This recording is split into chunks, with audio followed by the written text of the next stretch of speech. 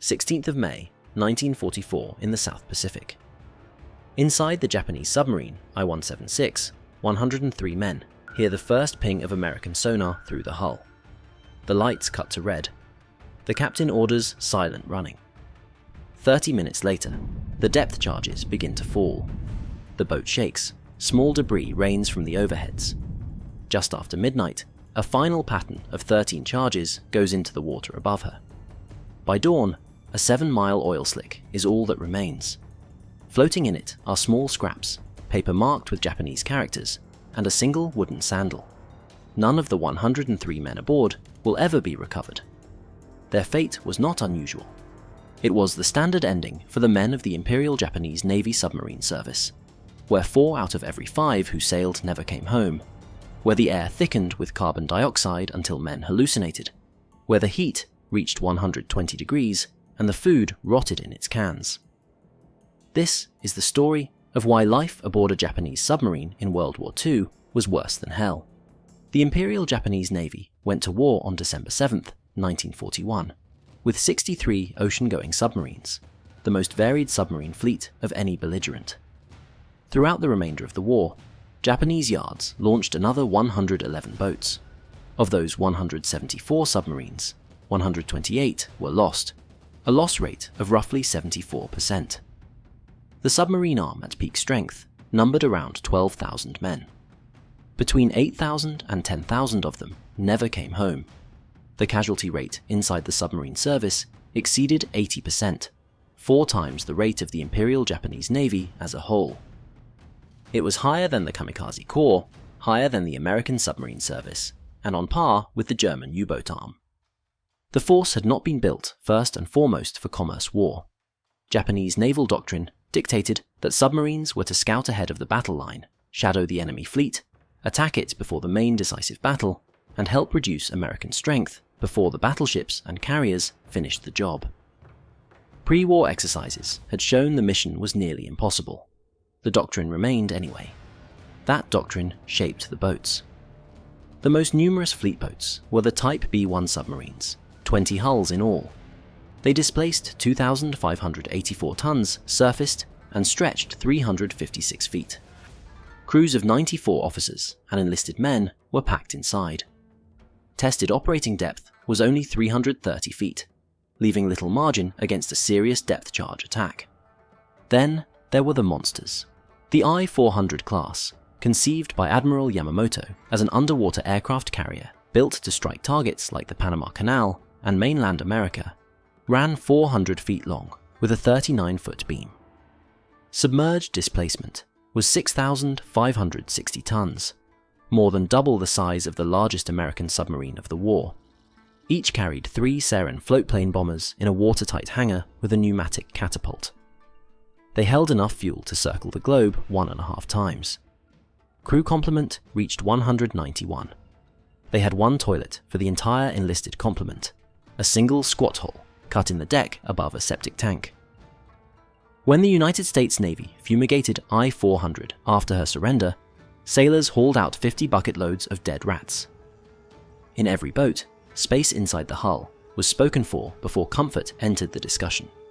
Fuel, torpedoes, batteries, radios, deck guns, and provisions all mattered more. The men lived in whatever volume was left. By contrast, American Gato and Balao-class boats had air conditioning, refrigerators, freshwater stills, washing machines, individual bunks for almost every crewman, and even ice cream makers. American crews returned from patrol to 2-week stays at submarine rest camps in Hawaii and Australia. Japanese crews had none of these things. The most basic problem inside a Japanese submarine was the air.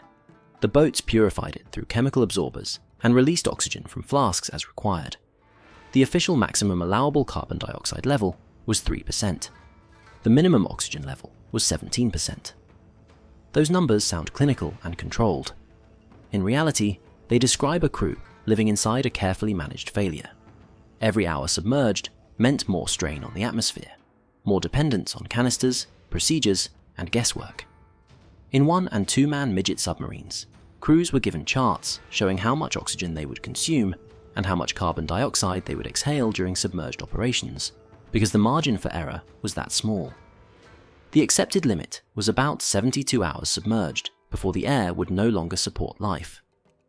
By the second day, men developed splitting headaches. By the third, vision blurred and judgment failed. The longest recorded continuous submergence in a 100-man Japanese submarine was 40 hours. 40 hours inside a crowded hull, with the atmosphere degrading, machinery restricted, and the crew unable to go on deck, was not a feat of endurance. It was a prolonged confinement test imposed by the enemy and the sea at once. The tropical Pacific turned that problem into something close to torture. Japanese boats generally had no air conditioning. Internal temperatures regularly exceeded 110 degrees Fahrenheit, or 43 degrees Celsius, and routinely climbed past 120 degrees in the engine rooms. Humidity stood at 100%. Steel surfaces ran with condensation. Mold grew on the overheads. The men called the perpetual fog that filled the air submarine breath. By 1944, the Navy had assembled a committee of university specialists to study how to improve the living and operating conditions of submarine crews. The work quickly became bizarre. One line of investigation examined heat production, perspiration, body measurements, and tolerance under high temperature and humidity. The researchers concluded, among other things, that hairy men made the best crews because hair increased evaporative surface area and improved heat dissipation. None of it changed the fact that Japanese submariners were still being sent to sea inside tropical steel ovens. Japanese doctors used a simple phrase for what long patrols did to submarine crews: submarine fatigue. After lengthy operations, they found that the ill effects were definite, severe, and so damaging to efficiency that long rest periods were necessary before men could be expected to return to normal. Cruises ranged from 2 to 4 weeks at the short end to 3 months at the long end, and the longest required roughly 4 weeks of recuperation. A patrol did not simply end when the boat came back to base. The patrol stayed in the men themselves. Food was part of the punishment. Ordinary condiments could not be kept without spoilage in the high interior temperatures of submarines on patrol, and food consumption dropped. Beriberi, the thiamine deficiency disease that had killed 27,000 Japanese soldiers in the Russo-Japanese War, returned in abundance aboard the submarines. By 1944, reports indicated that nearly every man returning from a long patrol showed some symptom of vitamin deficiency. Dysentery passed through boats in waves, skin rotted in the heat. Boils, fungal infections, and heat rashes covered the bodies of men who could not get clean. Sanitation was worse. There was no provision for odor control aboard Japanese submarines. The single head on a fleet boat served crews of 90 to 100 men. It broke often. In heavy seas, it overflowed. There were no showers. Water was rationed at roughly 1 canteen, about a litre per man per day for drinking, cooking, and what passed for washing. Saltwater bathing was permitted only on the surface in calm seas, which on a war patrol might mean once every 3 weeks. What Japanese submarine crews feared above all else was the depth charge. A 600-pound charge had a kill radius of roughly 10 to 13 feet against a pressure hull, and a serious damage radius of more than 30 feet. To survive, a submarine had to be deep, fast, and silent. With operating depths of only 330 feet for most classes, Japanese boats had less margin than their American or German rivals. When destroyers found a boat, the crew lit the red lamps, sealed every valve, and waited. The pings of enemy sonar came through the hull as a sharp metallic chirp, repeated every few seconds. When the pings grew faster, the destroyer had a fix. When they stopped, the depth charges were already on their way down. The detonations did not sound like explosions inside the boat. They sounded like a giant hammer striking the hull, again and again, each blow shaking men off their feet, knocking gauges off their mounts, springing leaks. Crews could often hear the metallic click of a hydrostatic fuse in the seconds before detonation, and in those seconds, men aged. Yutaka Yokota, a young suicide torpedo pilot who survived a depth charge ordeal aboard the submarine I-36 in early 1945, later wrote, "The sub bucked and shuddered with each explosion. Lights blew out. Cork insulation rained down from the overhead. Men clung to whatever they could grab. Water sprayed from popped seals. The pressure hull groaned like a living thing." For most boats, a depth charge attack ended in the same way: certain death. The submarine I-176 had won a unique distinction in November 1943 when she sank the American submarine Corvina off Truk, the only American submarine ever sunk by a Japanese submarine. 6 months later, on the 16th of May 1944, the American destroyers Franks and Haggard caught her east of Green Island as she ran supplies to the garrison at Buka. 5 depth charge attacks broke her hull. The 7-mile oil slick that spread across the surface at dawn was all that remained of her 103 men. Boat after boat ended the same way. A captain might be brilliant, a crew might be elite, the torpedoes might run true. None of it mattered. By late 1942, the men of the submarine force found themselves doing something none of them had trained for. As American air power shut down Japan's slow transport ships, the Imperial Japanese Navy turned to its destroyers and then to its submarines to feed the soldiers trapped on Guadalcanal. The nightly high-speed runs were called Nezumi Yusu, rat transportation, later known more commonly as Tokyo Express. The boats were stripped of their deck guns to make room for landing craft fittings. Crews who had volunteered to hunt warships now spent their patrols stuffed in beside crates of rice and ammunition, surfacing off jungle beaches by night, hurling rubberized barrels into the surf, and diving again before dawn. It was the worst kind of duty.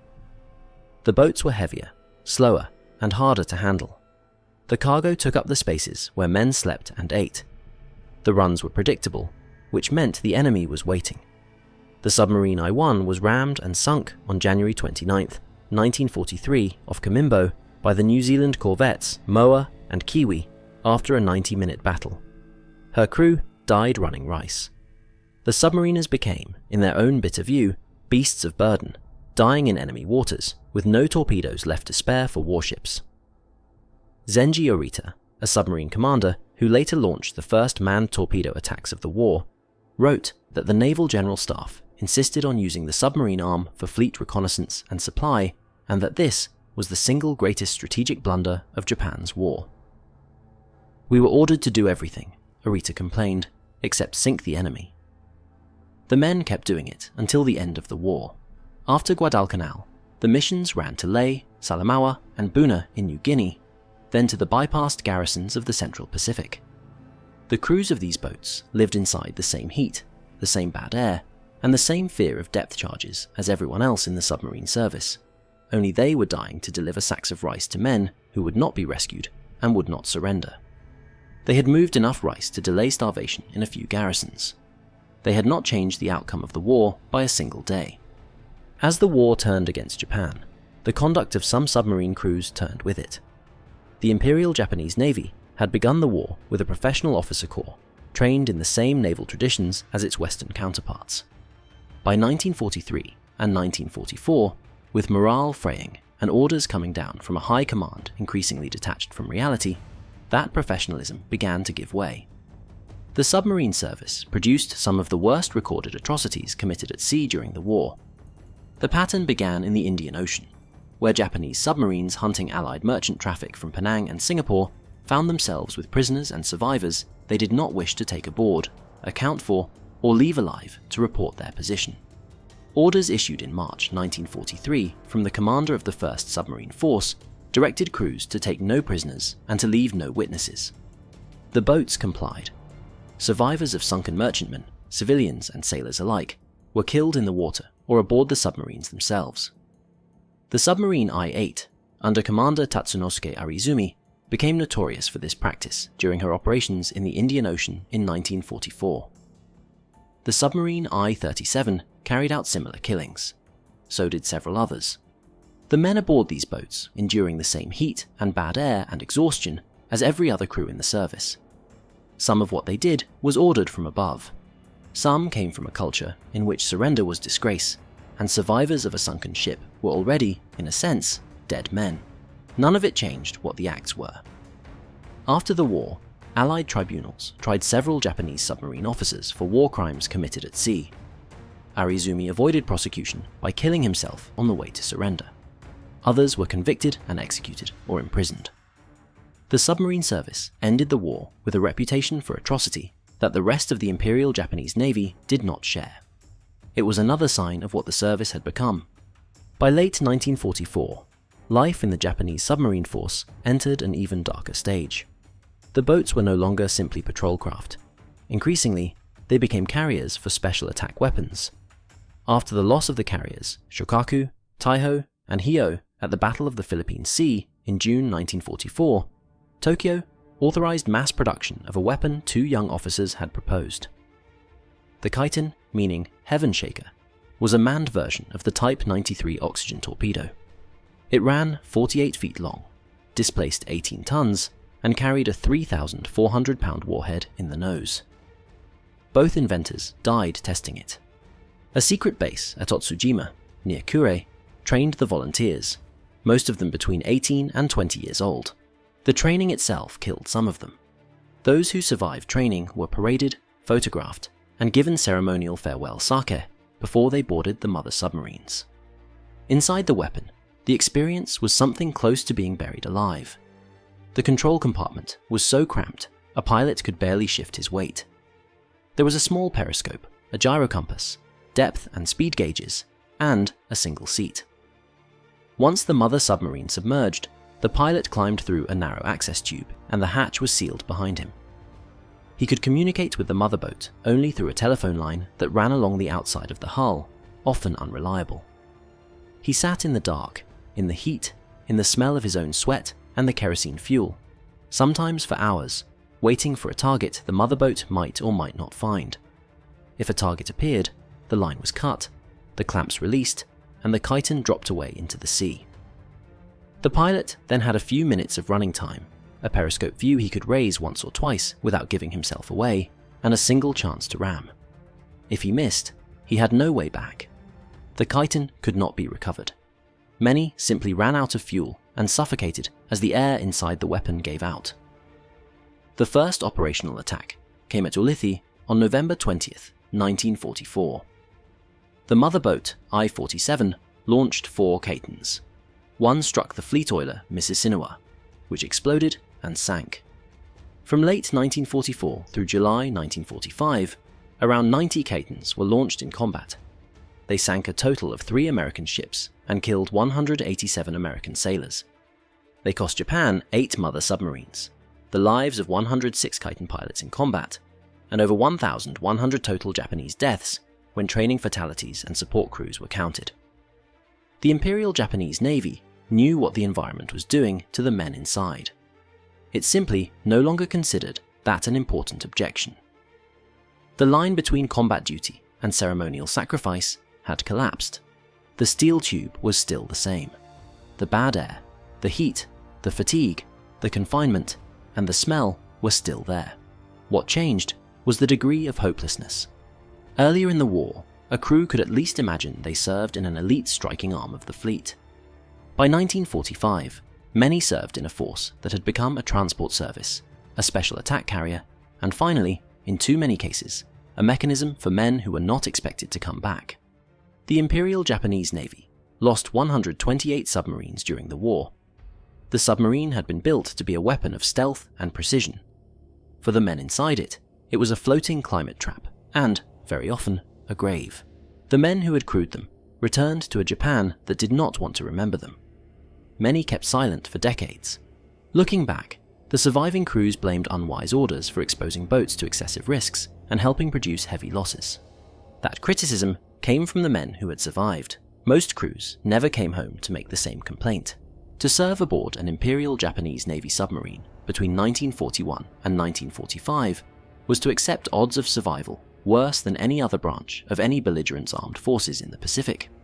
It was to live in a steel tube at unbearable temperatures, with 1 canteen of water a day, in air slowly thickening with carbon dioxide, eating spoiling rice, your skin breaking out in boils, your bunk wet with another man's sweat. It was to wait for the sound of destroyer screws and the click of a depth charge fuse.